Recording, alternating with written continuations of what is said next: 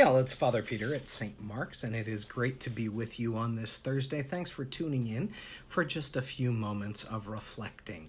And so here we find ourselves in the midst of a time when we are taking steps to find a way to return to possible ways of connecting with each other and with God. If you haven't noticed by now, we have started offering Holy Eucharist on Wednesdays at noon and also on Sunday mornings at 8 a.m. Now, I know that many of us are still not necessarily ready for being in person with other folks because of COVID, and I want to start this time by recognizing that those personal decisions about safety and about what is appropriate are your decision.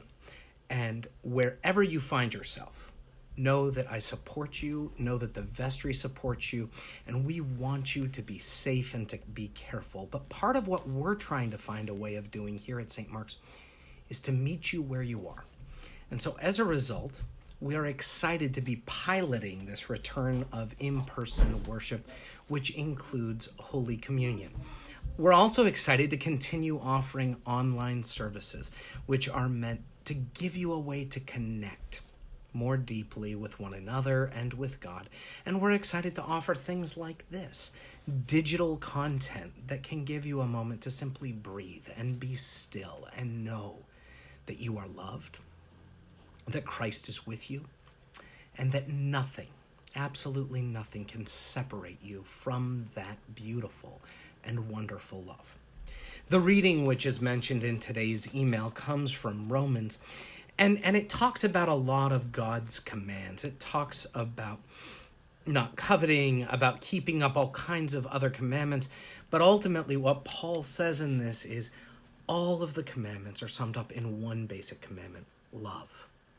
Love your neighbor as yourself.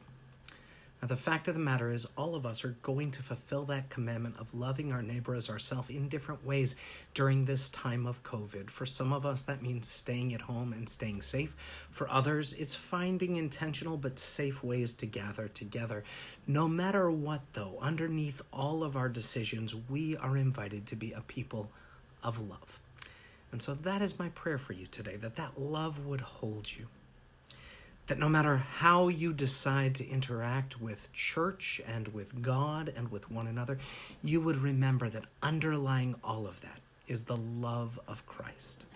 A love which knows you, which claims you, and which will go to any length to hold you, to comfort you, and to bless you.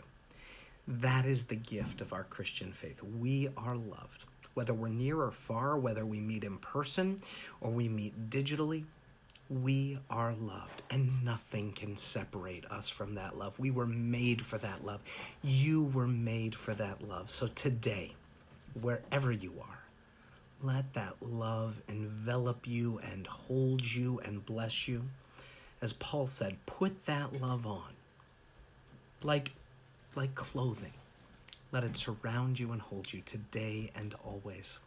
And if that love is going to bring you to in-person worship, remember, sign up in advance. If that love is going to call you to participating online in digital services, do it with joy. If that love is going to call you to making phone calls to friends, do it with joy. If that love calls you to write a letter, do it with joy. But let that love surround you. Amen. Many blessings. Take good care, and we'll see you soon. Bye-bye.